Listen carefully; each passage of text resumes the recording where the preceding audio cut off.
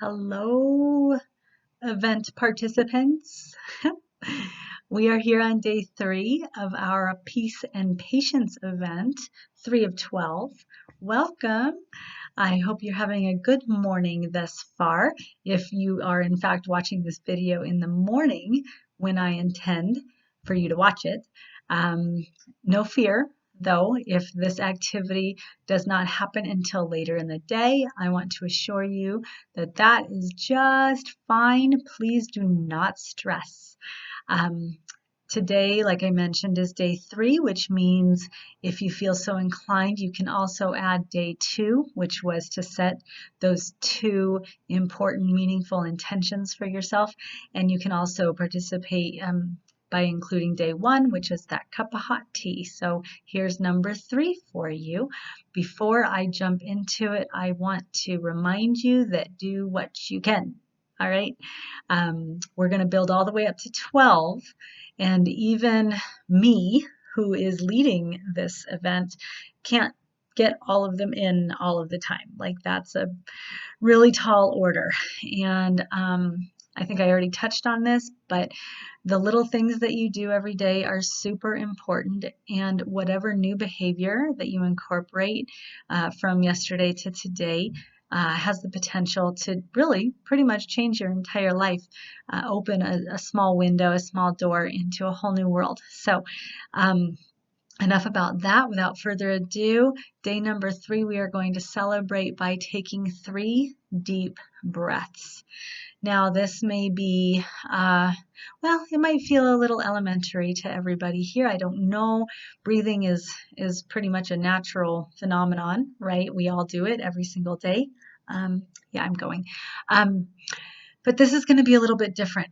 Breathing is unique in that it is the only autonomic process in our body that we actually do have control over, that we do interface with the outside world. For instance, we can't really control how fast our heart beats. I mean, if you're running, of course, but you know what I mean. You can't just sit here and will your heart to beat faster, or digest. You can't will your digestion to work more efficiently. You just can't do that. You can't will yourself to sweat, for instance. It happens. It's a natural reaction. But breathing, we can actually hold our breath if we need to. We can breathe in deeply if we need to. Unfortunately, most of the time, we're not breathing very deeply, which is the whole point. We're keeping our breath in the chest level and up here, just really short, shallow breathing. And that does not benefit us. What we need to be doing is giving our body oxygen throughout. And we get so rushed and so stressed and so anxious that we forget that we can actually access that piece of us that can actually very intentionally calm us down and talk to our parasympathetic nervous system and communicate with our bodies that it's okay to calm down. You are safe, you are secure, and it's okay to relax. The thing with being anxious is that it sets off the adrenals, the adrenal response, which is like fight or flight. And our body thinks that we're being chased by a tiger through the plains of Africa. And we then release cortisol, which is the stress hormone, which causes more belly fat, and a spike in insulin, which causes more fat storage. That's very simplistic, but really it's like a cascade of hormones that doesn't serve us this day and age when we're sitting at the computer getting stressed out about a full inbox of emails, for instance, or a crying toddler or something like that. We just end up in this cycle of fat storage. So what we want to do instead is create a response in the body that is more calming and more relaxing. All right, so back to the deep breathing. When you're pulling in to the house after a long day of errands, before you jump out of the car, do this. Before you get out of bed in the morning, you can do this. Conversely, when you go to bed at night before you lay your head on the pillow, you can do this. You can do this when you're waiting for water to boil on the stove, or after you put the kids down for naps in the nursery. There's a myriad of times during the day when you can incorporate 3 deep breaths.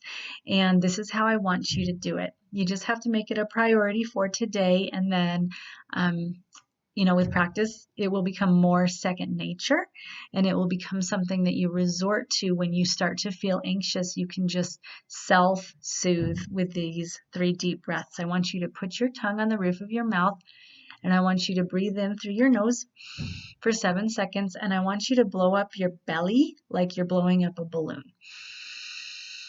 And then I want you to hold that breath for 4 seconds. Just hold it in your belly. Just feel the oxygen come into your system. And then I want you to release through your nose for 8 seconds. Now, this technique came from a man that I learned about in nutrition school. His name is Andrew Weil. I think it's Weil. There's a lot of different breathing techniques out there these days. All you have to do is Google breathing techniques. You can go to mindbodygreen.com and Google breathing techniques. Oh, there's so many. So find one that's right for you. I love this one. It's really calming. It helps me even to sleep at night if I feel my brain is just on overdrive. I sit and I lay and I breathe deeply, and it does calm me down. So again, through your nose. And if you need to release the pressure, if you can't do it through your nose for the whole time, don't worry about that. Just open your mouth. It's like a pressure release valve, and you can just take that deep breath through your mouth and then go back to nose breathing. So that's fine. But in through your nose and into your belly for 7 seconds, hold for 4, and then release for 8 through your nose. And when you release the air from your tummy. So you're like going to flatten your belly and bring your belly button into your spine. That really, really helps to utilize the muscle, the diaphragm right here. And that is a muscle that really we neglect often, and we do have control over it, like I've already talked about. So best to get at it and use that muscle. Where are we? 7 minutes. Okay, so breathe today, and really soak it in. It should only take you about 30 seconds. This does not have to take you a long time, but when we don't think about it, we don't do it. So this is more of a plea coming from me to you to actually think about your breathing, think about calming yourself down, because you do have control over how you handle stress and how you communicate with your body when stress happens, which is pretty much all the time, actually, and we have control over that. All right, so enough for today. Have a lovely day. Make it a healthy day. I will be in your inbox tomorrow morning with day 4. All right, make it healthy. Bye.